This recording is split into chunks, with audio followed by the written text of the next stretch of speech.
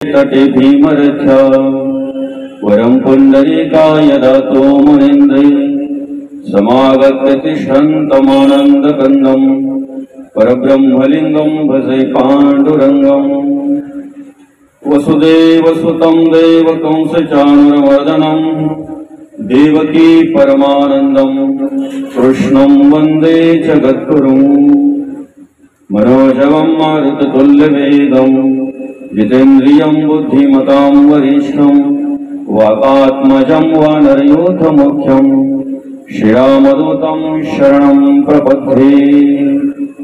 अलंकापुरी पुण्यभूमि पवित्रं तेथे नांदतो ज्ञानराजा सुपात्रं तया आठवेता महापुण्यराशी नमस्कार माझा श्री गुरु ज्ञानेश्वरासी। नमो सद्गुरु तुकया ज्ञानदीपा नमो सद्गुरु सच्चिदानंद रूपा नमो सद्गुरु भक्त कल्याण मूर्ति नमो सद्गुरु भास्करा पूर्ण कीर्ति। गुरु ब्रह्मा गुरु विष्णु गुरुदेव महेश्वरा गुरु साक्षात् परब्रह्म तस्मै श्री गुरुवे नमः।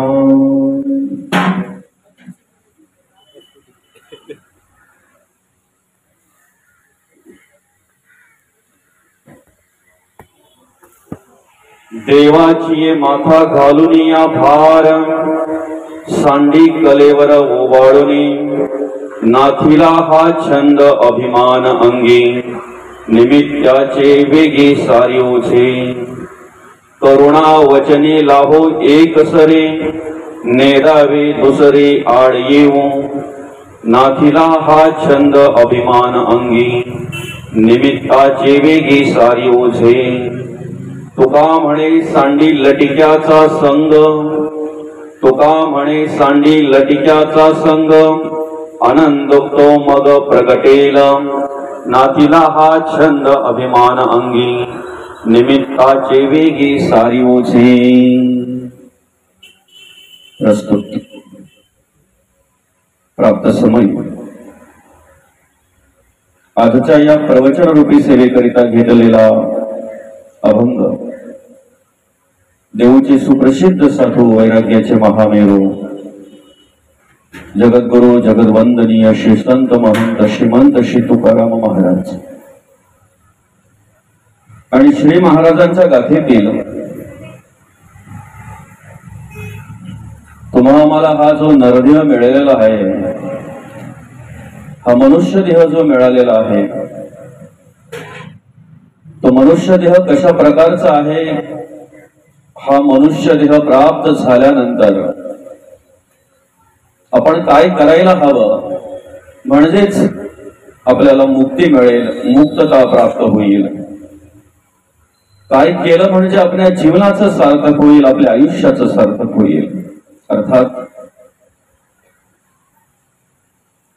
नरदेह मिळाल्यानंतर आपल्याला पांडुरंगाचं विस्मरण जर झालं देवाचं विस्मरण जर झालं तर तो मनुष्य मायेच्या अधीन होतो देहबुद्धीच्या अधीन होतो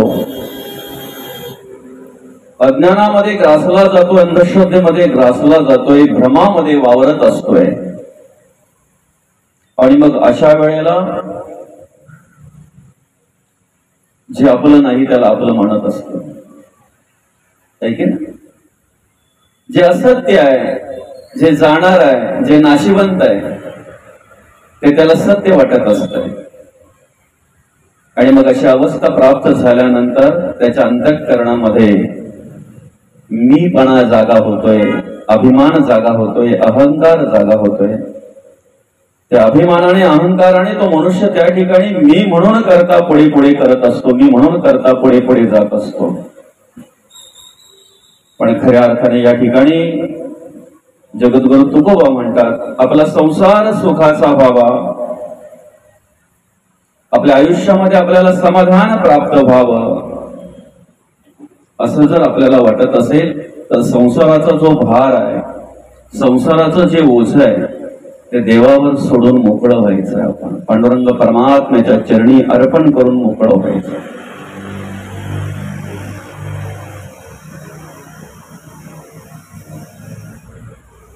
आणि मग ते पांडुरंग परमात्म्याच्या चरणी होऊन मोकळं झालो, वाहून मोकळं झालो की मग आपल्याकडे पांडुरंग परमात्म्याच्या कृपेने निर्माण होते ती नम्रता. आणि असं म्हणतात, नम्र झाले होता तेने कोंडिले अनंता. एकदा माणसाच्या अंतःकरणामध्ये नम्रता निर्माण झाली की त्याला सगळं आपोआप प्राप्त होत असतंय. सगळ्या काही गोष्टी त्याच्या सुरळीत होत असतात. म्हणून माणसाच्या अंतःकरणामध्ये नम्रता पाहिजे. मग या ठिकाणी जगद्गुरु तुकोबा म्हणतात, नाथीला हा छंद अभिमान अंगी निमित्ताचे वेगी सारी ओछे. हा छंद म्हणजेच अभिमानाचा छंद माणसाच्या अंतःकरणामध्ये निर्माण झाला, अभिमान निर्माण झाला की सगळ्याचं विस्मरण होतंय त्याला. मी करता म्हणून तो उभा राहतो. म्हणून संत म्हणतात, मी करता म्हणसे तिने तो दुःखी आणि कष्टी होशी, पण श्रीराम करता म्हणता पावशी यश कीर्ती आणि प्रताप.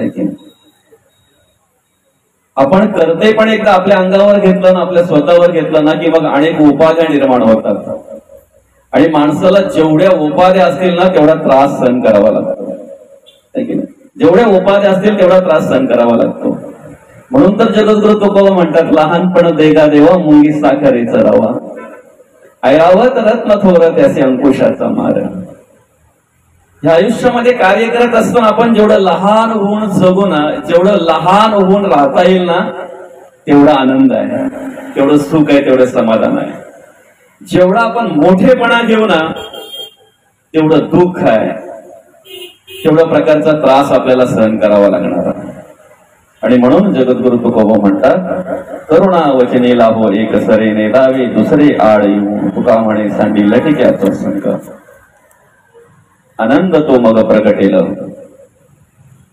म्हणून आपली कर्म ही संघावर आधारित आहेत.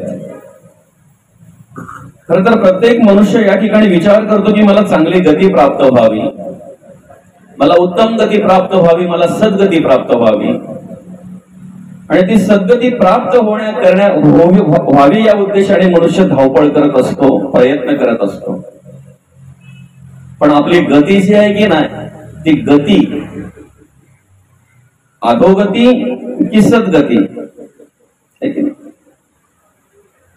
ही आपल्या कर्मावर आधारित आहे, आपल्या विचारावर आधारित, आपल्या गुणांवर आधारित आहे. आपल्या गुणांवरती गती आधारित आहे. आणि म्हणून त्याची ओळख करून देताना संत म्हणतात, हे सगळं गुणापासी गती. गती गुणापासी आहे, गुणापासी. सगुण भाग्य श्री भोगती, अवगुणास दरिद्र प्राप्ती यदर्ती संदेह नाही. बरं का, सगुण काय करतात, भाग्यश्री भोगतात, अवगुणास दरिद्र प्राप्ती यदर्ती संदेह नाही असं येते. गती गुणावर अवलंबून आहे, कर्मावर अवलंबून आहे, आपल्या विचारांवर अवलंबून आहे. आपली कर्म, आपले गुण आपल्या इंद्रियांवर अवलंबून आहेत. कारण कर्म करताना दिसतंय कोण, पाहताना डोळे दिसतात, ऐकताना कान दिसतात, स्पर्श घेताना त्वचा दिसते, बोलताना तोंड दिसतंय, चालताना पाय दिसतात, एखादी क्रिया करताना हात दिसतात. म्हणजेच कर्म ही इंद्रियांच्या अधीन आहेत, पण इंद्रिय मनाच्या अधीन आहेत. इंद्रिय मनाच्या अधीन आहेत. म्हणून जगद्गुरु तुकोबा म्हणतात, मन इंद्रियांचा राजा, सर्व भावे त्याची पूजा, मन चिनींचा प्रधान, मन मासे नारायण, आधी मन घेई हाती, तोची गणराज गणपती. हे मन कसं आहे, त्या मनाची ओळख करून देताना जगद्गुरु तुकोबा म्हणतात, तुका म्हणे मन चंचळ, हाती येऊ देईना गुरुचे बळ. एवढं चंचल आहे ते. त्याच मनाची ओळख करून देताना कवयित्री म्हणतात, मन वढाय वढाय उभ्या पिकातील ढोर, किती हाकया हाकया फिर येत पिकावर. एक वेळी तुमची इंद्रिय सगळी तृप्त होतील, बरं का. चालून चालून पाय थकतील, बोलून बोलून तोंड थकेल, कुठेतरी ऐकून ऐकून कान बोर होतील, पाहून पाहून डोळे थकले जातील. एखाद्या वेळी खाता खाता पोटही भरेल, पण मन मात्र कधी माणसाचं भरत नाही, मन मात्र कधी माणसाचं तृप्त होत नाही. आणि म्हणून मन माणसाचं तृप्त होत नाही म्हणून आज माणसाने कितीही जरी या कलियुगामध्ये प्रगती केली असेल तरी सुद्धा तो नर्वस आहे, नाराज आहे, असमाधानी आहे, अशांत आहे. त्याला कारण काय? माणसाने अपेक्षा केलेल्या इच्छा जरी माणसाच्या पूर्ण झाल्या, ज्या गोष्टीची अपेक्षा माणसाला आहे ती गोष्ट जरी त्याला प्राप्त झाली तरी ती गोष्ट, ती वस्तू प्राप्त झाल्यानंतर माणसाच्या अंतःकरणामध्ये इच्छा उरली जाते दुसरी वस्तू प्राप्त करून घेण्याची. ऐके ना, एक मिळालं ना ते मिळेपर्यंत माणसाच्या अंतःकरणामध्ये तोच विचार असतो, मला हे मिळालं पाहिजे, फक्त बस मला हे प्राप्त झालं, मला हे मिळालं ना का तेवढं बस झालं. पण ते मिळाल्यानंतर लगेच दुसरी इच्छा, अपेक्षा निर्माण होतेच. कधीतरी मुलाला वाटतंय, कधीतरी एखाद्या माणसाला वाटतंय बस मी माझ्या सगळ्या पोरांची लग्न बघितली ना मग जायला मी मोकळा, बरं का. पण मुलांची लग्न झाल्यानंतर जशी नातवंड मोठी होतात ना तसं लगेच तो देवाकडे बोलतो एखाद्या तरी नातूचं लग्न बघू दे. आणि म्हणून काय होतंय माहितीये का, तसं जर पाहायला गेलं पूर्वीचा काळ आणि आताचा काळ तर खूप फरक आहे. पूर्वी माणसाची घरं छोटी होती पण मनं मोठी होती, म्हणून आलेला माणूस भुकेला जात नव्हता. तहानलेल्याला बरोबर पाणी मिळायचं, भुकेल्याला बरोबर अन्न मिळायचं, कारण घरं लहान होती ना पण प्रेम होता, जिव्हाळा होता, मन माणसाची मोठी होती. आज आम्ही पैशाने श्रीमंत झालो रे, पैशाने एवढा श्रीमंत झालो की स्पर्धेचा युग आहे, कॉम्पिटिशन आहे. इथे एकापेक्षा एक मोठं होण्यासाठी मनुष्य प्रयत्न करत असतो. पैशाने एवढं मोठं झालो आम्ही, 4-4, 5-5 पिढ्यांना पुरेल एवढी प्रॉपर्टी, एवढी संपत्ती आम्ही गोळा करून ठेवली. पण मनाने किती लहान झालो माहितीये का? ज्या वेळेला कुठेतरी धर्म कार्यासाठी ते जायचं येतंय ना, ज्या वेळेला कुठेतरी खऱ्या अर्थाने जिथे गरज आहे त्या ठिकाणी आम्हाला ती मदत करण्याची गरज निर्माण होते ना त्यावेळेला मात्र आमचं मन तिथे कार्य करत नाही. 7 पिढ्यांना पुरेल एवढी संपत्ती असलेल्या एका श्रीमंत माणसाने एका साधू पुरुषाला विचारलं, महाराज असं म्हणतात की तुमच्याकडे सगळ्या प्रश्नांची उत्तर असतात आणि म्हणून मी आशेने तुमच्याकडे आलेलो आहे. म्हणजे काय म्हणतोय, काय प्रश्न आहे तुझा? 7 पिढ्यांना पुरेल एवढी संपत्ती माझ्याकडे आहे पण 8व्या पिढीचं काय करायचं त्याचा विचार मी करतोय. 8व्या पिढीसाठी काय करून ठेवायचं त्याचा विचार मी करतोय. त्याचं ऐकून ऐकून ऐकून ऐकून घेतलं आणि मग त्या साधू पुरुषाने सांगितलं, दादा समोर एक पडीक झोपडी आहे, त्या झोपडीमध्ये एक वृद्ध म्हातारी आजी राहते. त्या आजीला जाऊन विचार तुला काही हवं आहे का. त्या आजीला जाऊन विचार, आजी कसं वाटतंय, काय चाललंय, तेवढं फक्त जाऊन विचार. आजीकडे फक्त 5 मिनिटं जाऊन बस आणि मग माझ्याकडे येऊन हा प्रश्न मला परत विचार. जर तुला उत्तर नाही मिळालं तर मी देतोय. आणि साधूच्या सांगण्याप्रमाणे त्या पडीक झोपडीमध्ये त्या आजीच्या जवळ गेला, आजीला हात जोडले, आजी कसं चाललंय. आनंदी आनंद. आजी म्हणते पडीक झोपडीतली आनंदी आनंद. बरं आहे ना, खूप समाधान आहे, खूप शांतता आहे, खूप समाधानी आहे मी. तुला काय हवं आहे का आजी. आजीने उत्तर दिलं, दादा आजच्या दिवशी माझ्या पोटा पाण्याला जे पाहिजे, जे गरजेचं आहे तेवढं माझ्या घरात आहे रे दादा. उद्याची चिंता त्याला आहे, देवाला आहे. दिवस उजेडल्यानंतर मला काय द्यायचं, कुठून काय प्राप्त करून द्यायचं तो बघेल. आणि मग याची ट्यूब पेटली की अरे उद्याची चिंता जर त्या आजीला नाही आहे, आजच्या दिवसापुरतं तिच्या जवळ आहे, तरी जे समाधान माझ्याकडे नाही ते समाधान आजीकडे आहे. जर 7 पिढ्यांना पुरेल एवढी संपत्ती माझ्याकडे असून सुद्धा ते समाधान माझ्याकडे नाही तर मी 8व्या पिढीचा विचार करावा का. म्हणून काय विचार करावा मी 8व्या पिढीचा. आपण कमवू नये असं नाही, आपण ते गोळा करू नये असं नाही, आपण ते प्राप्त करून घेऊ नये असं नाही. आपण प्राप्त करून घ्यावं, आपण गोळा करावं, मेहनत करून, कष्ट करून, घाम गाळून जे काही आपल्याला मिळतंय की नाही ते आनंददायी असतंय. फक्त एवढा विचार करायला पाहिजे की दादा जे आपल्याला आज प्राप्त झालेलं आहे ना, इंद्रिय तृप्त होता होता मनही कधीतरी तृप्त झालं पाहिजे. आणि ज्या दिवशी आमचं मन तृप्त होईल ना त्या दिवशी आमची धावपळ थांबली जाईल, त्या दिवशी आमची धावपळ थांबली जाईल. आणि म्हणून त्या मनाला शिकवण या ठिकाणी दिलेली आहे. अर्थात आपल्याला उपदेश जगद्गुरु तुकोबांनी केलेला आहे. जर त्या उपदेशाप्रमाणे आपण संतांच्या संगतीला राहिलो, अखंड सत्संगाला राहिलो, तर निश्चित आपल्यामध्ये परिवर्तन झाल्याशिवाय राहणार नाही. अशा प्रकारचं मार्गदर्शन करणारा हा जगद्गुरु तुकोबांचा अभंग आहे.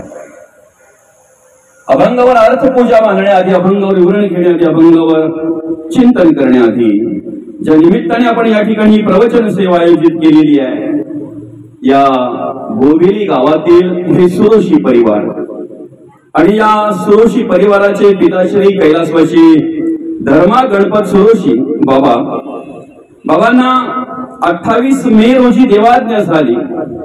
त्यांचं वृद्धापकाळाने निधन झालं.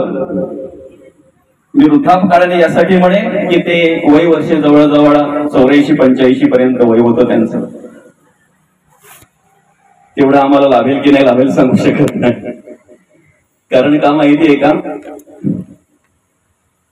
दादा, आम्ही ज्या वेळेला लहान होतो ना, आता पण लहानच आहेत, पण याच्यापेक्षा लहान जेव्हा होतो ना, तेव्हा जेव्हा वयस्कर माणसांच्या, आम्ही आजोबांच्या वगैरे पाया पडायला जायचो ना, वयस्कर माणसांच्या बाबा, त्यावेळेला ते आमच्या पाठीवर हात ठेवायचे, डोक्यावर हात ठेवायचे आणि काय म्हणायचे माहितीये? म्हातारा हो. काय म्हणायचे? म्हातारा हो. त्यावेळेला ते आम्ही ऐकलं ना का आम्हाला कसं तरीच वाटायचं, असं काय म्हणताय म्हातारा हो म्हणून. पण त्यांच्या बोलण्यामध्ये असं होतं, आपण म्हणतो की उदंड आयुष्य लाभो, उदंड आयुष्य लाभो. त्यांच्या बोलण्यामध्ये ते होतं, तुला उदंड आयुष्य लाभो, म्हातारा होईपर्यंतच. आणि अर्थात ज्यांच्या उत्तर कार्यांच्या निमित्ताने आपण ही प्रवचन सेवा आयोजित केलेली या सुरोशी परिवाराचे बाबा कैलासवासी धर्मा गणपत सुरोशी बाबा आणि बाबांना 28 मे रोजी देवाज्ञा झाली. त्यांचं वृद्धापकाळाने निधन झालं आणि त्यांच्या उत्तर कार्यांच्या निमित्ताने आपण या ठिकाणी ही प्रवचन सेवा आयोजित केलेली आहे.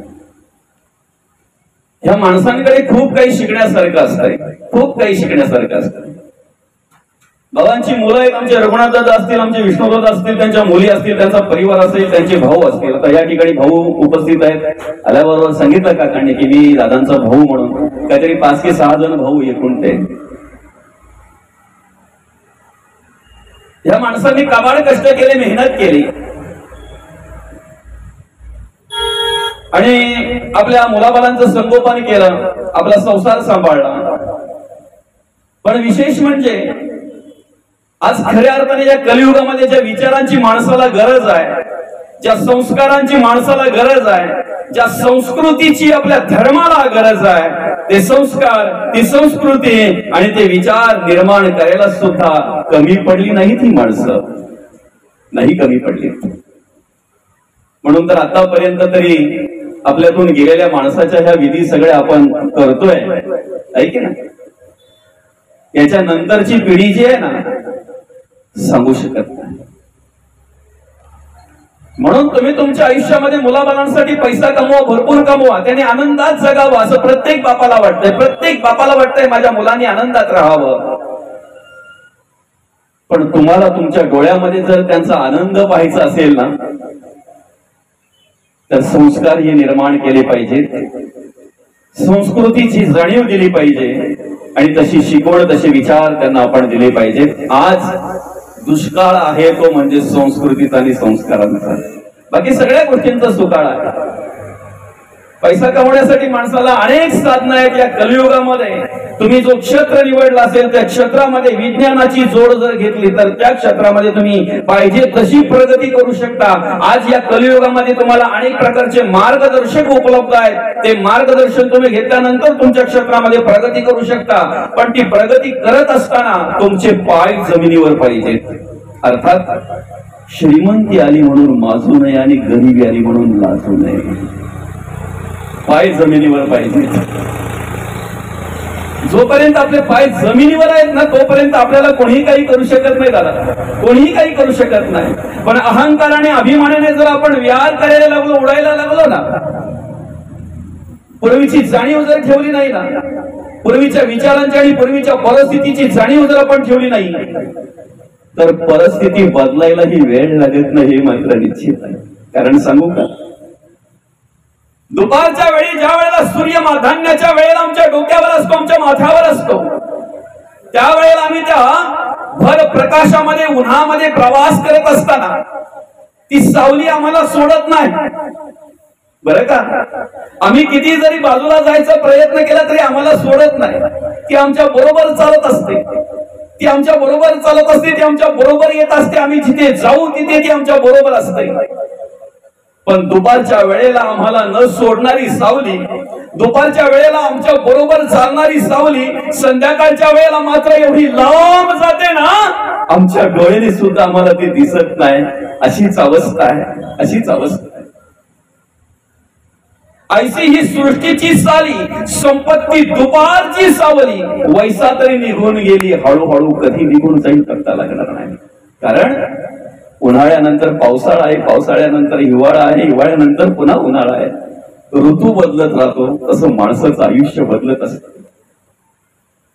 या ठिकाणी प्रत्येक मनुष्य कार्य करत असताना 3 गुणांनी कार्य करत असतो. रजगुण, तमोगुण आणि सत्वगुण. म्हणून त्रिगुणात्मक बरं का. 3 गुणांनी कार्य करत असतो. 3 गुणाने कार्य करत असताना राजस, तामस आणि सात्विक. प्रत्येकाच्या आवडीनिवडी वेगळ्या आहेत, प्रत्येकाची कर्म करण्याची पद्धत वेगळी आहे, प्रत्येकाचे विचार वेगळे आहेत. राजस माणसाचा जर आपण विचार केला,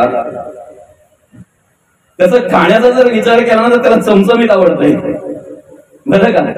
रजोगुणी माणसाला कसं आवडतंय? चमचमीत आवडतंय. तमोगुणी माणसाला तेलकट आणि तिखट आवडतंय. आपल्या गुणांवर हे सगळं अवलंबून आहे, बरोबर आहे की नाही. आणि सत्वगुणी माणसाला गोडधोड आवडत असतंय.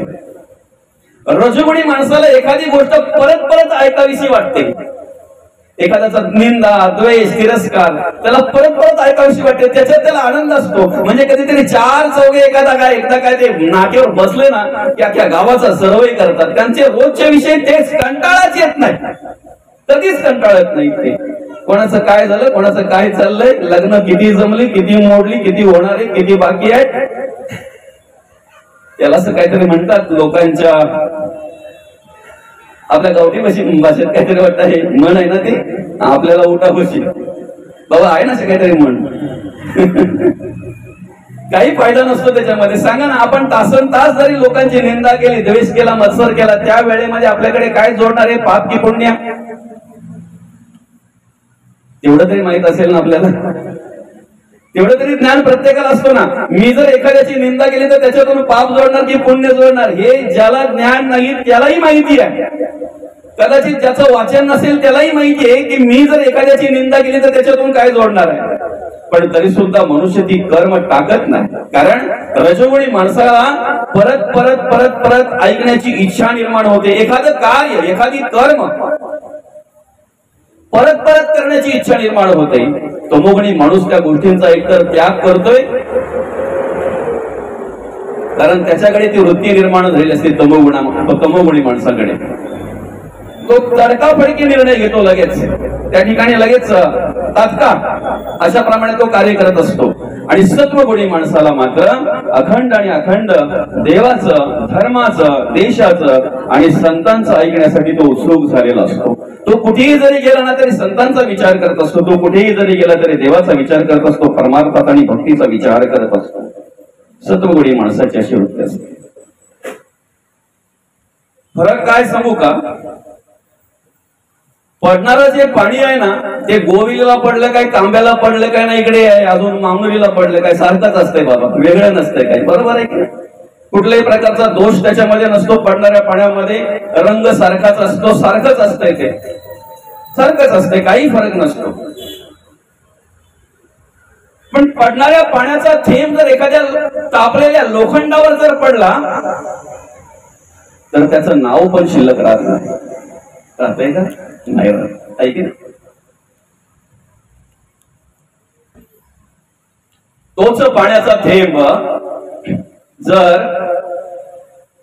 आपली आळू असते बघा, आळूच्या पानावर जर पडला किंवा कमलाच्या फुलावर किंवा कमलाच्या पानावर जर पडला तर मोत्यासारखा चमकून दिसतो तो, है की नाही? आणि तोच पाण्याचा थेंब जर समुद्रातल्या शिंपल्याच्या संपुटात जर पडला तर त्याचा मोतीच होतो. हा फरक आहे.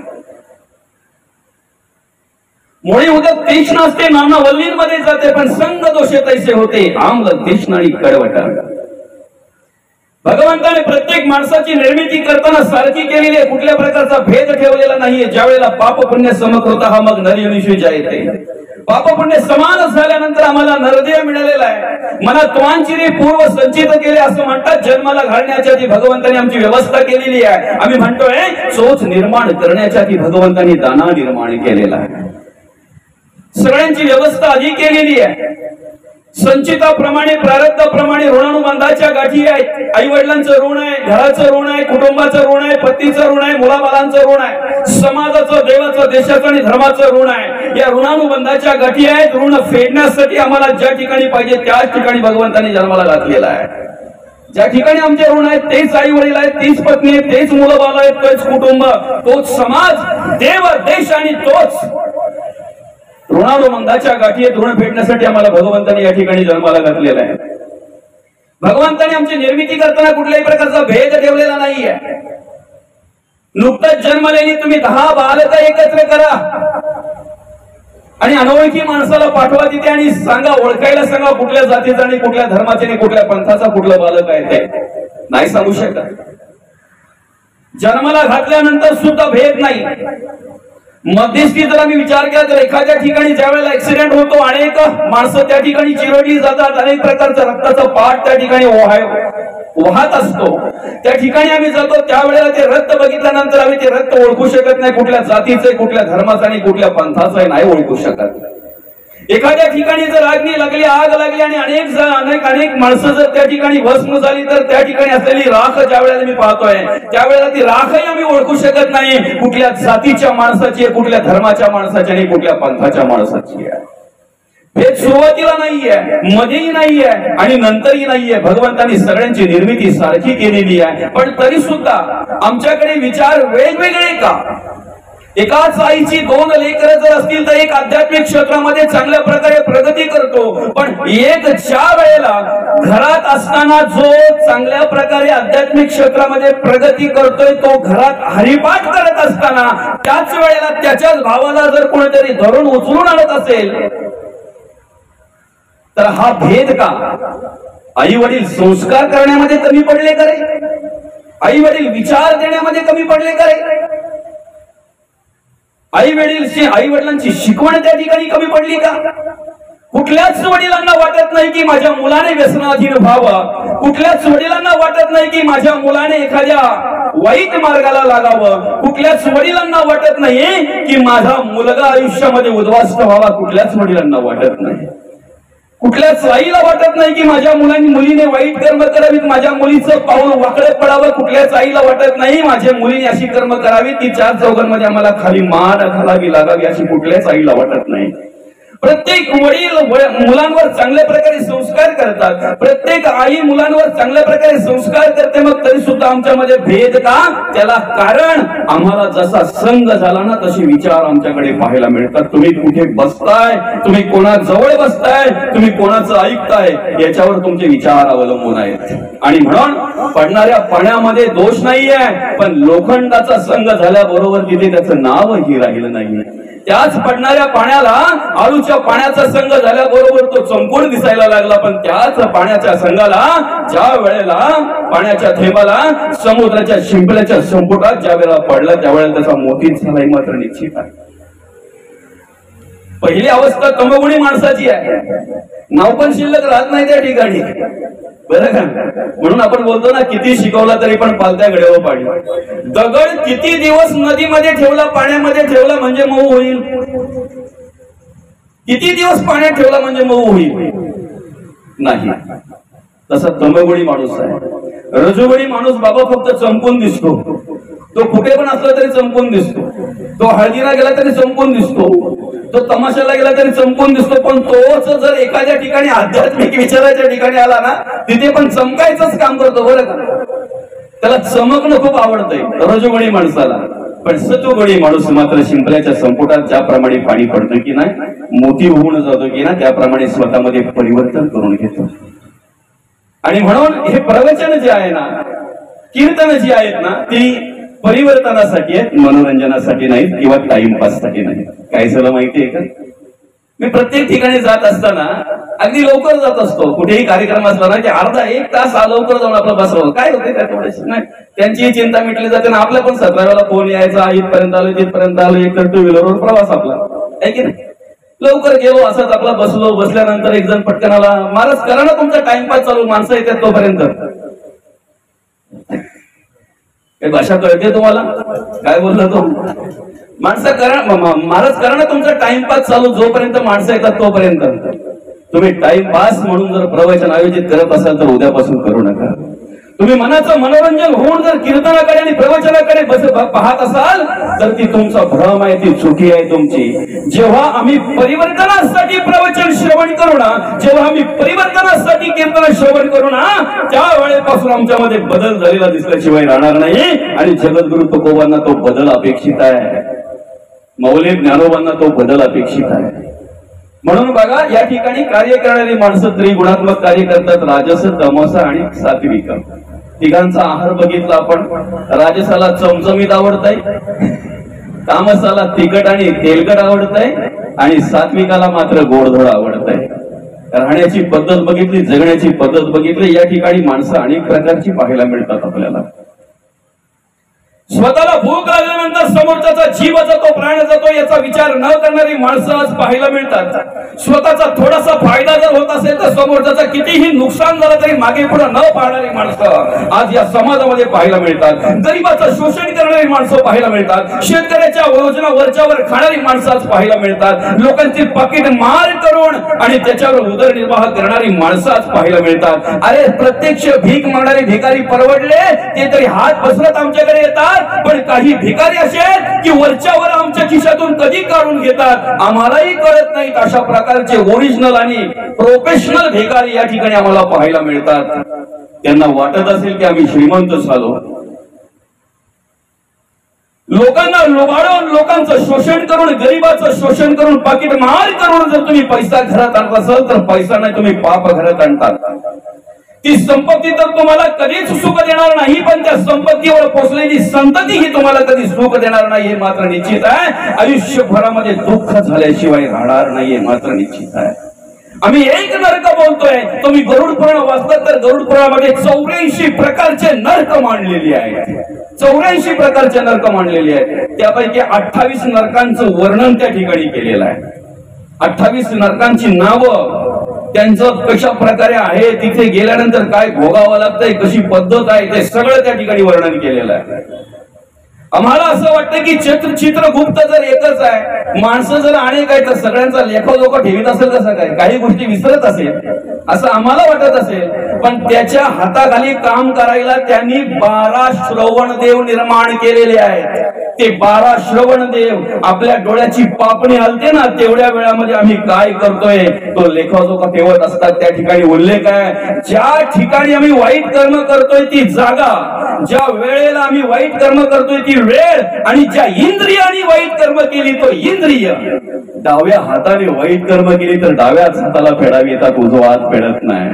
डाव्या डोळ्याने जर वाईट कर्म केली तर डावाच डोळा फेडणार, उजवा डोळा फेडणार नाही. म्हणून जैसे ज्याचे कर्म तैसे फळ देतो रे ईश्वर. कुठल्या भ्रमात जगतोय रे आम्ही, कुठल्या अभिमानात जगतोय रे आम्ही. घर माझं, शेतीवाडी माझी, संपत्ती माझी, पोरं माझी, बायको माझी, माझे सोयरे. आपला सोयरा म्हणजे पण नवला नाही, अख्खं मोठमोठं सोयरे. पण जगद्गुरु तुकोबा म्हणतात, सोयरे दायरे दिल्या घेतल्याचे येथे अंतकाळीचे कोणी नाही, अंतकाळीचे कोणी नाही, आहे की नाही. मुलं माझी, बाई माझी, घरदार माझं. म्हणून जगद्गुरु तुकोबा म्हणतात, नको नको मना गुंतू माया जाळी, काळ आला जवळी कसा. ज्या वेळेला काळ ग्रासावा येईल ना त्यावेळेला काळाची एवढी पडेल बा, जेव्हा सोडविना तेव्हा माये बाप सोडविना, बंधू पाठीची बहिणा शेजेची कामीन दूर राहे, सोडविना राजा देशीचा चौधरी आणि सोयरी भली भली. म्हणून नाही कुणाची कोणी तुझी नव्हे रे, कोणी अंती जासेल एकला रे प्राण्या माझे माझे म्हणून.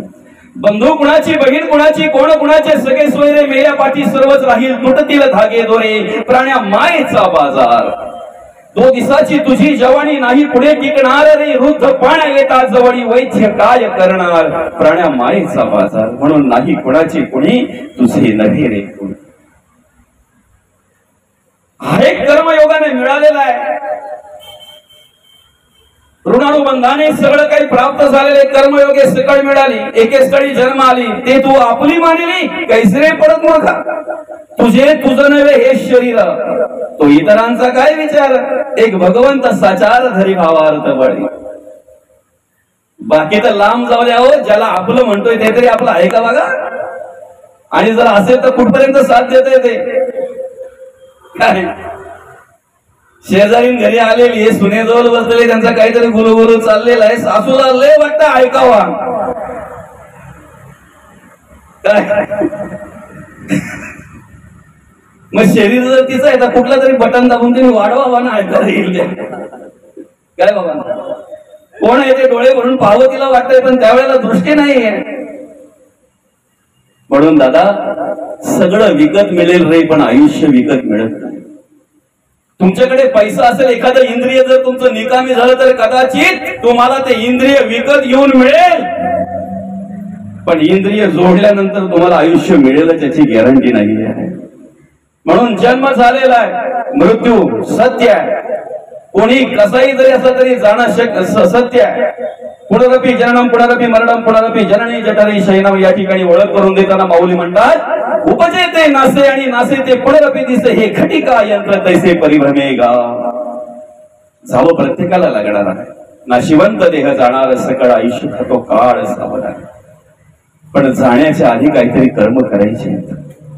स्वतःसाठी आणि स्वार्थासाठी जगणारी माणसं अनेक असतात पण स्वतःसाठी आणि स्वार्थासाठी जगणाऱ्या माणसाचं नाव पण शिल्लक राहत नाही. नावही शिल्लक राहत नाही. मरावे परी कीर्ती रूपी उरावे. जर विचाराने कीर्तीने गुणाने जर कुणीतरी आपल्याला उरायचं असेल दादा देह जाणार आहे नाशिवंत आहे राख होणार आहे माती होणार आहे हे तेवढं सत्य आहे. पण देहाने केलेल्या कर्माने जर उरायचं आहे देहाने केल्याने कर्माने जर आपल्याला राहायचं आहे त्याची स्तुती त्याचं स्तवन त्याची आठवण जर कोणीतरी केली पाहिजे असं वाटत असेल तर स्वतः जगता जगता कधीतरी देवासाठी देशासाठी आणि धर्मासाठी जगा.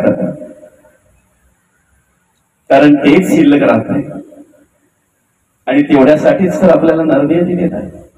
आपला विषय आहे या ठिकाणी काही माणसं अशी जगतात कशी राहतात की स्वतःचा फायदा करून घेण्यासाठी समोरच्याचं नुकसान होतं याचा विचार करत नाही. हा एक प्रकार आहे. दुसरा प्रकार असा आहे की काहीतरी फायदा होत असेल तर समोरच्याचा फायदा करून देतात. आपल्याला काहीतरी फायदा होत असेल तर समोरच्याचा फायदा करून देतात. पहिला प्रकार तमोगुणी माणसाचा आहे. दुसरा प्रकार रजोगुणी माणसाचा आहे. तिसरा प्रकार असा आहे तुम्ही काही द्यावा नका देऊ पण तुमच्यासाठी ते कार्य करणार. जगाच्या कल्याण संतांच्या विभूती देह कष्ट भीती परोपकार. आता बघा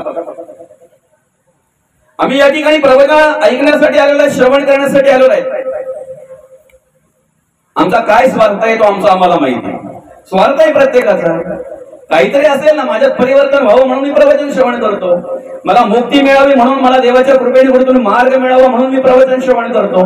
मला समाधान प्राप्त व्हावं म्हणून मी प्रवचन श्रवण करतो. माझ्या मनाला बरं वाटावं म्हणून मी प्रवचन श्रवण करतो. घरी भांडी घासायची पडल्यात म्हणून ती स्वसूच्या अंगावर उठून मग इकडे मी आलेलो आहे असं काही नाही ना. नाही इकडे आम्ही प्रवचन का श्रवण करतोय अमचा काहीतरी स्वार्थ आहे. स्वार्थ आहे आमचा काहीतरी. जगद्गुरु तुकोबांचा काय स्वार्थ होता की जगद्गुरु तुकोबांनी 4,500 अभंगाची गाथा आम्हाला दिली. काय स्वार्थ होता. माऊली ज्ञानोबांचा काय स्वार्थ होता की त्यांनी आम्हाला 18 अध्यायी ज्ञानेश्वरी आमच्या हातामध्ये दिली. चांगली 65 दिली. अमृतानुभवासारखा सर्वश्रेष्ठ ग्रंथ दिला आणि आमच्या जीवनाचा आमच्या आयुष्याचा मॅन्युअल गाईड अर्थातच माहिती पुस्तिका म्हणजेच हरिपाठासारखा ग्रंथ आमच्या हातात दिला. त्या हरिपाठाच्या एक अभंगाचा आम्ही विचार करावा. एक अभंगाचा आम्ही अभ्यास करावा. त्याप्रमाणे चालावं जगावं. आमचं आयुष्य सुंदर झाल्याशिवाय राहणार नाही. आमचं आयुष्य सुंदर झाल्याशिवाय राहणार नाही. काय स्वार्थ होता हो त्यांचा. काय स्वार्थ होता. अशी काही माणसं आहेत आज कलियुगामध्ये सुद्धा. असे काही साधू पुरुष आहेत तुम्ही त्यांना काही द्यावा नका देऊ पण धर्म कार्य करण्याचं ते थांबत नाही. धर्म कार्य करत असतात. काही लोक त्यांना तिरस्कार करत असतात त्यांचा मत्सर करत असतात निंदा करत असतात पण तरी सुद्धा त्यांच्याकडे न पाहता हत्ती आणि कुत्र्याची गोष्ट लक्षात ठेवून ते पुढे चालत असतात. किती जरी कुत्री भुंकली तरी हत्तीला काही फरक पडत नाही. त्याचा विचार हत्तीने करू पण नाही. बरं का, उगीच कुत्र्यांना कशाला आपण मोठेपणा द्यायची आपण विचार करून. त्यापेक्षा आपला हत्तीने चालत राहायचं आहे, आपलं धर्म कार्य आपण करत राहायचं आहे, आपलं देवाचं कार्य आपण करत राहायचं आहे. या ठिकाणी माणसाचे जगण्याचे वागण्याचे प्रकार 4 प्रकारची माणसं पाहायला मिळतात बाबा. एक असा आहे स्वतःच्या स्वार्थासाठी दुसऱ्याचं नुकसान करणारा. रात्रीच्या वेळी जेव्हा लाईट जाते त्यावेळेला आम्ही बत्ती लावतोय, मेणबत्ती लावतोय. त्या मेणबत्तीवर त्या बत्तीच्या ज्योतीवर एक पाखरू येते बघा, त्याला पतंग म्हणतात. बरोबर आहे. ते पाखरू काय करतंय माहितीये का, ते बत्ती विझवण्याचं, ते मेणबत्तीची ज्योत विझवण्यासाठी प्रयत्न करत आहेत. चटके बसतात, भासतय, लाजतय, शेवटी स्वतः पण मरते ना, बत्ती पण विझवते. अशी माणसं आहेत काही बाजारामध्ये, मार्केटमध्ये. जगता जगता कोणाचं तरी नुकसान करून जातात. म्हणजे जिवंतपणीचा त्रास असतोच असतो. लोक म्हणतात गेला बाबा एकदाचा. आलं का लक्षात? एक माणूस फक्त स्वतःसाठी जगला, स्वतःसाठी त्याने कार्य केलं, स्वतःचाच विचार केला. धर्म कार्य कधीच नाही.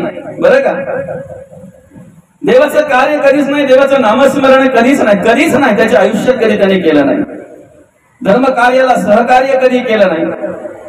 गावात सप्ताह असावा, खोड्या करायचा प्रयत्न केला बंद पाडण्यासाठी.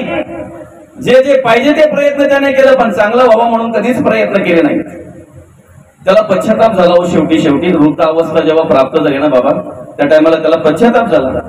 त्या पश्चातापाने त्याने पोरांना सांगितलं, पोरावा मी आयुष्यभर लोकांना फक्त त्रासच दिलाय, आयुष्यभर फक्त लोकांचं शोषणच केलं, आयुष्यभर फक्त जे काही करता येईल ते वाईट कर्मच केलं, चांगलं कधीच केलं नाही, चांगलं कधीच बघितलं नाही. पण आता मेल्यानंतर माझी एक इच्छा आहे मुलांनो, की त्याचा मला पश्चाताप व्हावा, त्याचं मला प्रायचित्त मिळावं. म्हणून दादा तुम्ही चौघांच्या खांद्यावर मला नेऊ नका, माझ्या पायाला दोरी बांधा आणि ओढी ताणीत मला स्मशानापर्यंत न्या. ही इच्छा जर माझी पूर्ण कराल तर निश्चित मला त्याचं प्रायचित्त मिळाल्याशिवाय राहणार नाही. आणि झालं. बाबा गेल्यानंतर मुलांनी विचार केला की बाबांचं जर नाही ऐकलं, बाबांच्या म्हणण्याप्रमाणे जर नाही केलं तर बाबांना काही शांती मिळणार नाही. सगळी नातेवाईक आली, सगळी मित्रमंडळी आली, सगळे गोळा झाल्यानंतर बाबांना योग्य वेळी काढायला ज्या वेळेला घेतलं त्यावेळेला पायाला दोरी बांधली, स्मशानाच्या निम्मे रस्त्यावर घेऊन गेलेत. ओढत ताणत चालवलेलं आहे ना, तिकडून पोलिसांची गाडी आली. पोलिसांनी ज्या वेळेला बघितलं तेव्हा अरे रे रे रे काय चाललंय रे, काय अवस्था आहे रे या माणसाची, याला दंड करायला घेतलं, याला असं होळीत चालवायला घेतलं. किती निष्ठुर माणसं आहेत रे, सगळ्या निष्ठुरांना टाकायला लगेच गाडीत चला. आणि मग त्यावेळेला ती क्रिया झाल्यानंतर मग गाव बोलायला लागला.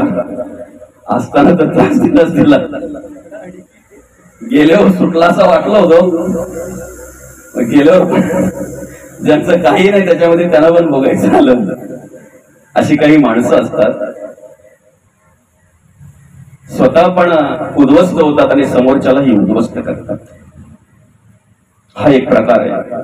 दुसरा प्रकार असा आहे, आपला फायदा करून घ्यायचा, दुसऱ्याचं कितीही नुकसान झालं तरी चालेल, वाघासारखं आपली भूक भागत्यानं बस झालं, दुसऱ्याचं कितीही नुकसान होत.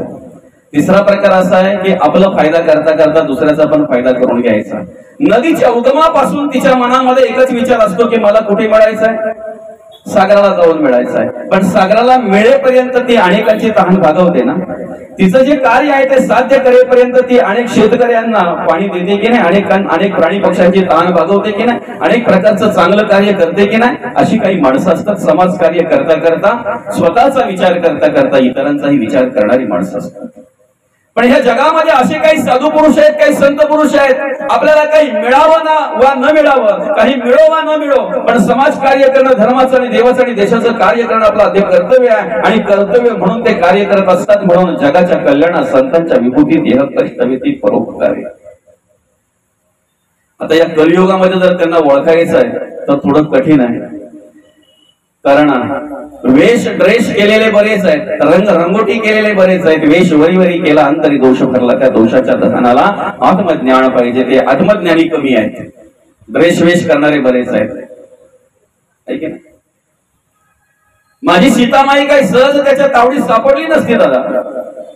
सीतामाई काही रावणाच्या तावडीत सहज सापडली असती, पण रावण आला तो वेश, तो ड्रेस कुठला होता? साधूचा. आणि साधू म्हटल्यानंतर आजही माझी आई बहीण बिचारी लगेच नमस्कार करायला जाते, जी सासऱ्याच्या कधी पायाकडे बघत नाही.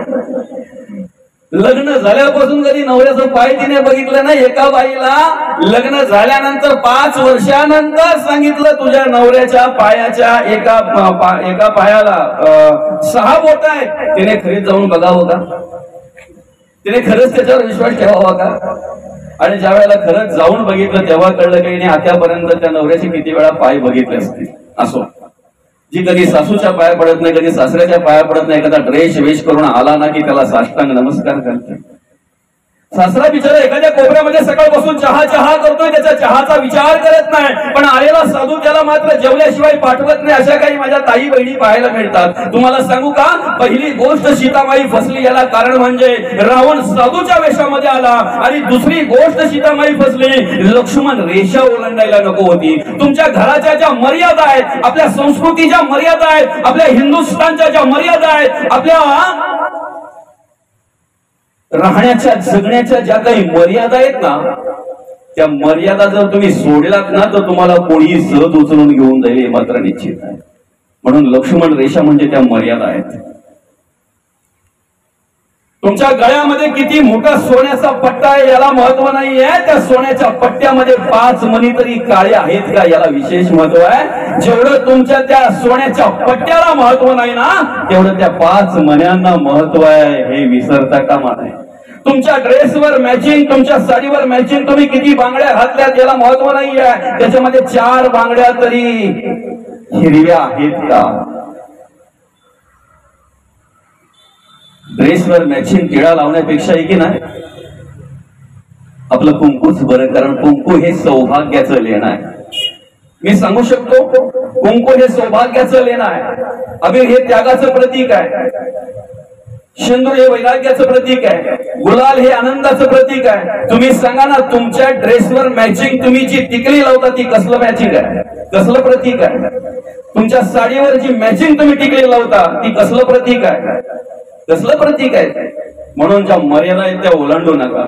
असो, अशी काही माणसं आहेत, अशा प्रकारे कार्य करताना ते आपल्याला पाहायला मिळतात. महत्वाचा विषय असा आहे की या ठिकाणी आपण कार्य करत असताना आम्ही ज्या घरामध्ये आहेत, आम्ही ज्या संसारामध्ये आहेत, त्या संसारामध्ये आम्हाला का सुख मिळत नाही, त्या संसारामध्ये आम्हाला का समाधान मिळत नाही? भगवंताच्या कृपेने जिथे ऋणानुबंधाच्या गाठी तिथे आमचा जन्म झालेला आहे, मग तिथे आम्हाला समाधान सुख मिळायला हवं आहे, पण नाही मिळत. त्याला कारण काय? आमची आशा अपेक्षा पुढे पुढे वाढत जात असतात, आणि मनुष्य आपल्या संसारामध्ये जी वाटचाल करतो ना दादा, ती त्याच पद्धतीने करत असतो. मिळत तर काय नाही, संसारातलं सुख सुद्धा टोचतंय, आहे की नाही? संसारातलं सुख पण टोचतंय. एखादी गोष्ट प्राप्त झाली की दुसरी गोष्ट प्राप्त करून घेण्याची इच्छा लगेच निर्माण होत असते, म्हणून माणसाला सुख प्राप्त होत नाही. जे मिळाले त्याच्यामध्ये समाधान मानत नाही. जन्म कुठे हवा आहे आमच्या हातात नाहीये, पण जिथे झालाय, ज्या घरामध्ये झालंय तिथे आमचे काहीतरी ऋण आहेत, म्हणून भगवंताने आम्हाला त्या ठिकाणी जन्माला घातलेलं आहे, हे आम्ही स्मरण ठेवायला हवं. जर आमच्या हातात जन्म असता तर तो जन्म कुठे मागितला असता? आपण कुठे मागितलं असतं जन्म?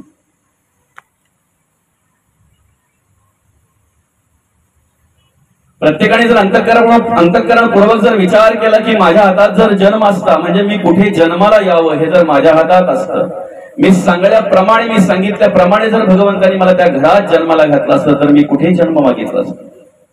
काय आवडतंय आज माणसाला? परमार्थ आवडतोय, भक्ती आवडते.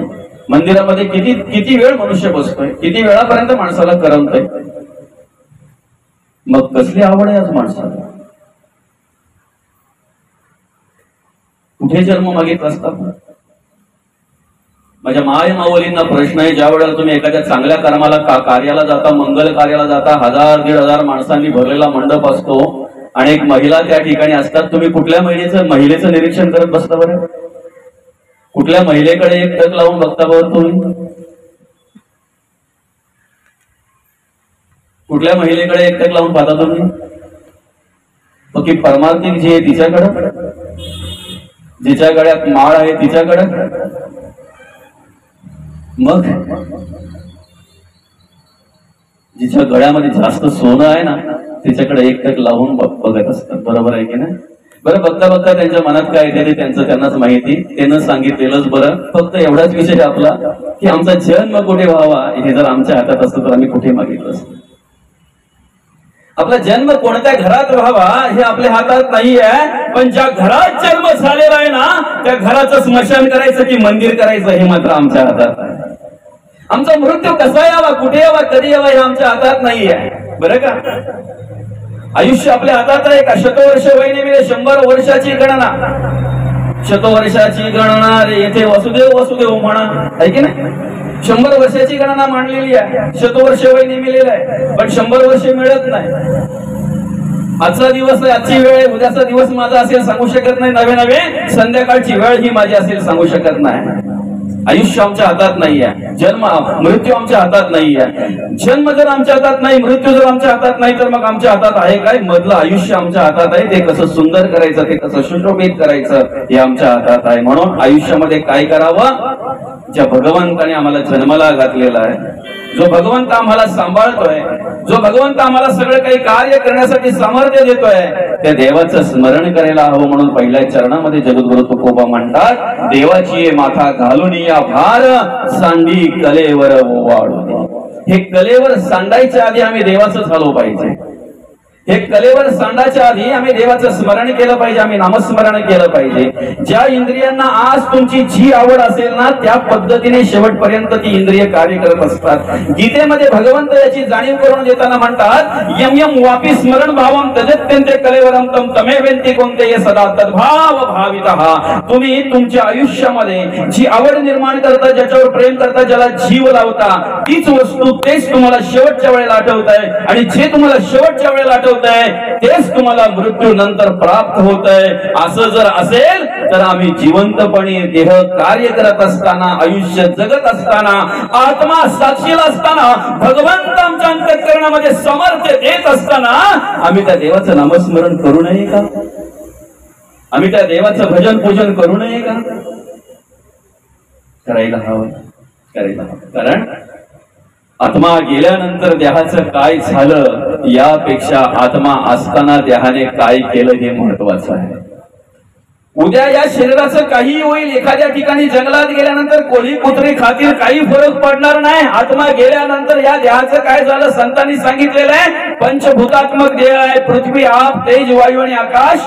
एकदा आत्मा गेल्यानंतर पाचही भूतांमध्ये विलीन होतात. मग ती कशी होतात याचा विचार करण्यापेक्षा विलीन होण्याच्या आधी त्या पाचही भूतांनी काय कर्म करावी याचा विचार आम्ही आधी केला पाहिजे. म्हणून आत्मा गेल्यानंतर देहाचं काय झालं, जे का जीवन मुक्त ज्ञानी त्यांचे शरीर पडो राणी अथवा पडो स्मशानी तरी ते धन्य झाले. मग आम्ही काय विचार करायचा आहे? आलासी कोठोडी जासी कवण्या रे ठाया, घरदार नोहे तुझे अवधी लटकीच माया. त्रिकुट सावध होई बापा, काळ लागला मापा, प्रपंची गुंतू नको पाय बुडत असे पापा. त्रिकुट कोसल्याने घर सायास केले, दोन्ही द्वार लिंपुनिया आत गुंतो गुंतो मेले.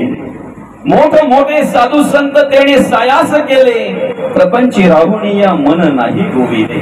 म्हणून वेद शास्त्र पुराणे हाका मारिती लोका, गाफील निजताना काळ देईल धोका, तो काळ येणार आहे.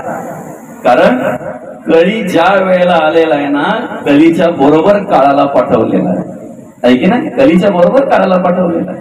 काळ लांब नाहीये दादा, काळ लांब नाहीये. माणूस काळाच्या जवळ जातो, काळ माणसाच्या जवळ येत नाही. तलाप आल्यावर पुडी तुमच्या घरात येऊन पडते का तुम्ही दुकानात जाता पुडी घ्यायला? काळाच्या जवळ आम्ही जातो का आमच्या जवळ काळ येतो? साधं उदाहरण आहे, आम्हाला कल्याणला जायचं, आम्ही गोविलीला बसमध्ये बसलेलो आहे. गोविलीला बसमध्ये बसल्यानंतर आम्ही पुढे रायता सोडलेला आहे, कांबा सोडलेला आहे, वर मारळ सोडलेला आहे. आता शाळा सोडून गेल्यानंतर माणूस पटकन काय बोलतो माहितीये का? कल्याण जवळ आला. काय बोलतो? कल्याण जवळ आला. सांगा ना, कल्याण जवळ आलेला असतो का आम्ही कल्याणच्या जवळ गेलेला असतो? तसं काळ आला जवळी नवे नवे आम्ही काळाच्या जवळ जातो, कारण आम्हाला संध्याकाळच्या वेळेला तलप आल्यानंतर बाटली आमच्या घरात पडत नाही, बाटलीपर्यंत आम्हाला जावं लागतंय. सांगा ना, माणूस काळाच्या जवळ जातो की काळ माणसाच्या जवळ येतोय? मी जी कर्म करतोय ती वाईट आहे, ती घाणेरडी आहे, माझा संसार उद्ध्वस्त होणार आहे, माझा देह बर्बाद होणार आहे, माझा देह उद्ध्वस्त होणार आहे, माझ्या घराचं स्मशान होणार आहे, माझी मुलं रस्त्यावर येणार आहेत, माझ्या बाईचं काय हाल होतील, माझ्या आई वडिलांचा विचार मी करत नाही ज्या वेळेला मी एखादा व्यसन करत असेल. सांगा ना, हे माणसाला कळत नाही का एखादा व्यसन करून एखादा माणूस उद्ध्वस्त होतो? कळत नाही. अशी कितीतरी उदाहरणं त्याच्या डोळ्यासमोर असतात, पण तरी सुद्धा ती कर्म ते कार्य केल्याशिवाय मनुष्य राहत नाही. आणि म्हणून कलियुगाची थोरी खूप महान आहे. कलियुगाची थोरी आहे ना, की नाही, सांगितलेली ती सगळी काही. तिथं तर सांगितलं की बहीण भावाचं लग्न होईल, पण आतापर्यंत माऊस भावापर्यंत आलंय. काल ऐकलं बाबा, बरं का? आणि मग ही सगळी अवस्था बघितली ना का माणसाला कधीतरी असं वाटतंय प्रामाणिकपणे, कसा काय आलो ह्या कलियुगामध्ये जन्माला? कसा काय आलो कलियुगामध्ये जन्माला? सहज असं बसल्या बसल्या एकाने मला प्रश्न केला. एका बाबाने म्हणे, बाळा रे, मी आतापर्यंत अनेकांना प्रश्न विचारला पण त्याचं उत्तर काही मला मिळालं नाही.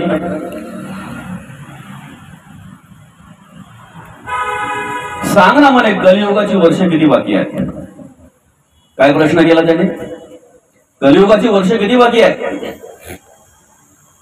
पहिलं आपण 4 युगाचं आयुष्य बघू. 4,32,000 वर्ष कलियुगाला आहे आयुष्य. 4,32,000 वर्ष. 8,64,000 आहे, म्हणजे कलियुगापेक्षा डबल द्वापार युगाला. 12,96,000 वर्ष आयुष्य आहे त्रेता युगाला. आणि 17,28,000 वर्ष सत्ययुगाला आहे, कृतायुगाला आहे आयुष्य. त्याने मला प्रश्न केला, कलियुगाची किती वर्ष बाकी आहे? बरं का, कलियुगाचं आयुष्य किती आहे? 4,32,000 वर्ष. परत एकदा ऐका हा, 4,32,000 वर्ष कलियुगाचं आयुष्य आहे. सरा पुढे पुढे सर.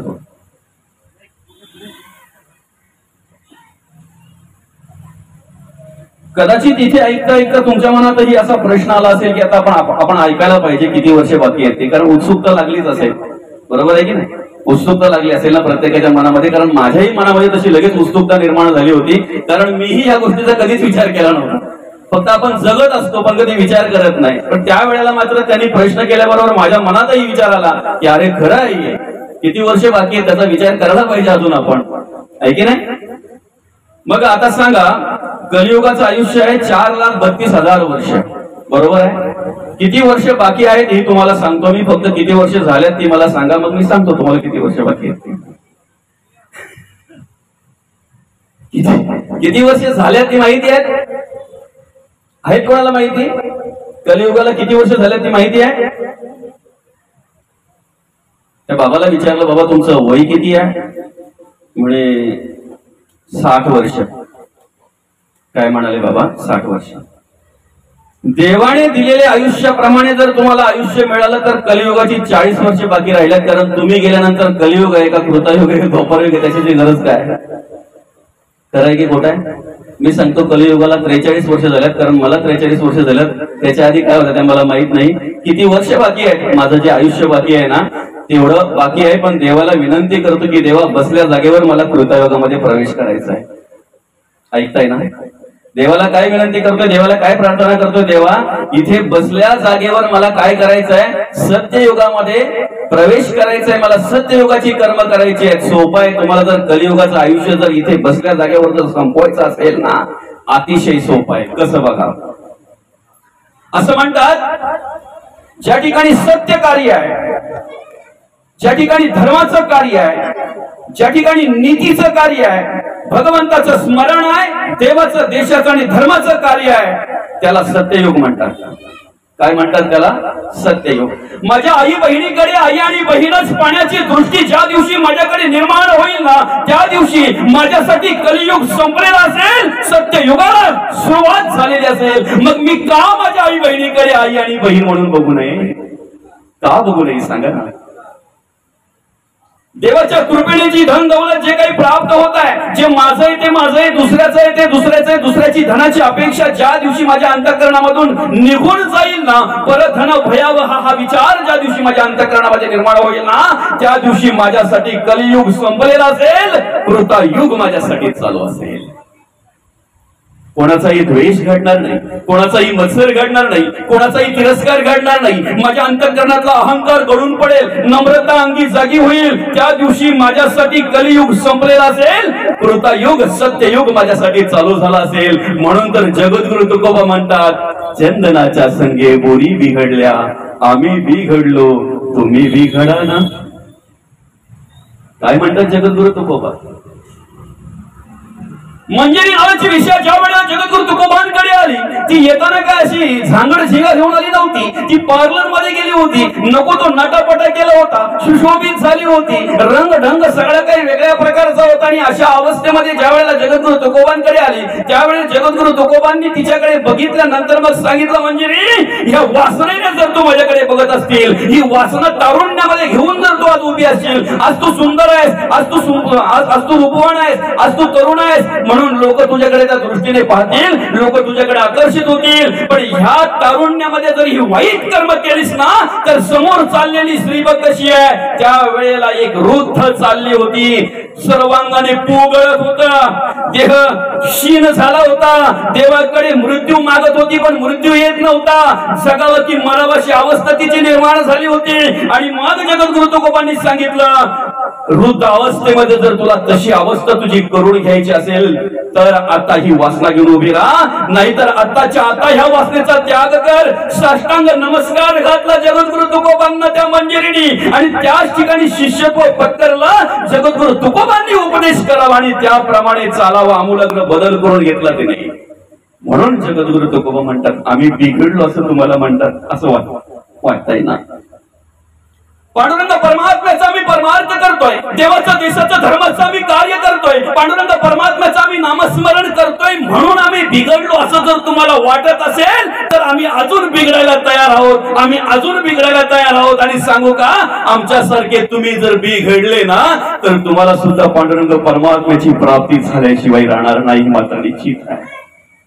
सुभेदाराची सून हिंदवी स्वराज्य संस्थापक राजेश्वर छत्रपतींच्या पुढ्यात आणून उभी केली. हिंदवी स्वराज्य संस्थापक राजेश्वर छत्रपतींनी बघितलं, एवढी सुंदर होती, एवढी सुंदर होती की तिच्या सुंदरतेचं वर्णन करत असताना कोणीतरी म्हटलेलं आहे, तिने जर पान खाल्ला ना, तर पानाचा लाल रंगाचा रस तिच्या घशातून गळ्यातून जाताना कंठातून दिसायचा, एवढी सुंदर होती. पण ज्या वेळेला जगद्गुरु तुकोबांनी, ज्या वेळेला हिंदवी स्वराज्य संस्थापक राजेश्वर छत्रपतींनी बघितलं ना, त्यावेळेला हात जोडला आणि जगद्गुरु अर्थातच हिंदवी स्वराज्य संस्थापक राजेश्वर छत्रपती म्हणाले, अशीच आमची माता असती सुंदर रूपवती, आम्ही ही सुंदर झालो असतो.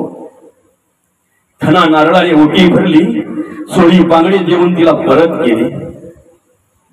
दाढी वाढवली म्हणजे कोणी शिवाजी महाराज होत नाहीत. निश्चित आपल्याला आवड असेल तर आपण दाढी ठेवावा, आपण चंद्रकोर लावावी, आपण कानामध्ये बाळ्या घालावा, शिवाजी महाराजांसारखं दिसलं पाहिजे दादा. निश्चित आवड असेल तर ते आपण करावं. पण तुम्हाला सांगू का, ज्या दिवशी एखाद्या रात्रीच्या वेळी माझी ताई बहीण रात्री चाललेली आहे, मध्यरात्र झालेली आहे, तरी तिला घरी जायला उशीर झालेला आहे आणि अंगाचे शहारे उभे राहिलेले आहेत, घाबरलेली आहे, भयभीत झालेली आहे. कुठल्या एखाद्या नराधमाची नजर माझ्यावर वाईट पडते की काय, कोणी एखादा नराधम माझ्याकडे येतोय की काय, वाईट नजरेने माझं शोषण करतोय की काय, असं तिच्या अंतःकरणामध्ये रात्रीच्या वेळी एक विचार निर्माण झालेला आहे. अशा वेळी माझ्यासारखा तरुण ज्या वेळेला तिच्या जवळ जातो, पायाला हात लावतो आणि सांगतो, ताई मी तुझा भाऊ आहे, तू माझी बहीण आहे, सांग तुला कुठं जायचं आहे. आणि मध्यरात्रीच्या वेळेला कोणीही नसताना, अंधाराचा फायदा न घेता, ज्या वेळेला त्या ताईला तिच्या ठराविक जागेपर्यंत एखादा तरुण सोडतोय, पोहोचवतोय ना, त्या वेळेला खऱ्या अर्थाने माझ्या राजाला सुद्धा आनंद होतोय, अरे आज मी केलेल्या कार्याचा आदर्श घेऊन तरुण उभे आहेत. नाहीतर महाराजांच्या जयंतीच्या मिरवणुकीमध्ये पिऊन धिंगाणा घालणारे तरुण आज बरेच पाहायला मिळतात. गणपतीच्या मूर्तीचं विसर्जन करताना त्या विसर्जनाच्या मिरवणुकीमध्ये पिऊन धिंगाणा घालणारे, नको तसा नाच करणारे तरुण आज बरेच आम्हाला पाहायला मिळतात। त्या ठिकाणी गाणी अशी ऐकायला मिळतात की आमच्या आई बहिणींनी खाली मान घालावी अशा प्रकारच्या गाण्यावर ते नाचत असतात, त्यावेळेला ते धिंगाणा करत असतात, नको तसा नाचत असतात। आणि ही क्रिया बघितल्यानंतर इतर धर्मातील लोक आमच्या माणसांकडे, आमच्या तरुणांकडे पाहून हसत असतात। त्यांच्या हसण्यामध्ये खूप काही असतंय, त्याला खूप शिकण्यासारखं असतं। अरे जा तुम्ही इतर धर्माचा विचार करा, त्यांच्या प्रार्थना स्थळावर तुम्हाला कधीही मैहू डॉन हे ऐकायला मिळणार नाही, गंगा गंगूबाई ना शांताबाई कधीच ऐकायला मिळणार नाही त्यांच्या धार्मिक स्थळी। ज्या वेळेला त्यांची प्रार्थनेची वेळ असेल त्यावेळेला त्यांना ते प्रार्थनेच जे काय असेल ते करणार, बाकीच्या गोष्टींचा विचार ते करणार नाही, हे मात्र निश्चित आहे। आमच्या धर्माचे संस्कार आणि संस्कृती आज लोप पावत चाललेली आहे। त्याला कारण काय? त्याला कारणीभूत आम्ही आहोत ना। या 1.5 तासामध्ये, या 1 तासामध्ये जे काही प्रवचन असेल त्या वेळेमध्ये तुमच्यामध्ये किती बदल व्हावा हे आमच्या उरलेल्या 23 तासावर अवलंबून आहे। 1 तास जर प्रवचन असेल तर या 24 तासांपैकी मी 23 तास काय करतो याच्यावर अवलंबून आहे। मी इथून उठून जर बाजूला जाऊन लगेच जर तंबाखू मळायला लागलो आणि हे जर तुम्ही बघितलं तर तुमच्यामध्ये किती परिवर्तन होईल सांगा ना। एखाद्या ताई बहिणीकडे जर मी एक डोक लावून नको त्या नजरेने जर पाहत असेल आणि ह्या अवस्थेत जर तुम्ही मला बघितलं तर तुमच्यामध्ये किती बदल होईल सांगा ना। म्हणून ज्ञानापेक्षा, पंडित्यापेक्षा, पांडित्यापेक्षा आपल्या कर्माला विशेष महत्व आहे। आम्ही बोलतो सगळं बदललंय रे, युग बदललं रे। काय युग बदललं म्हणजे नक्की काय बदललं सांगा ना। त्रेता युगामध्ये श्रीराम प्रभूंनी जे कार्य केलेलं आहे ते कार्य आजही आम्हाला नाशिक सारख्या ठिकाणी, अयोध्या सारख्या ठिकाणी पाहायला मिळत आहे।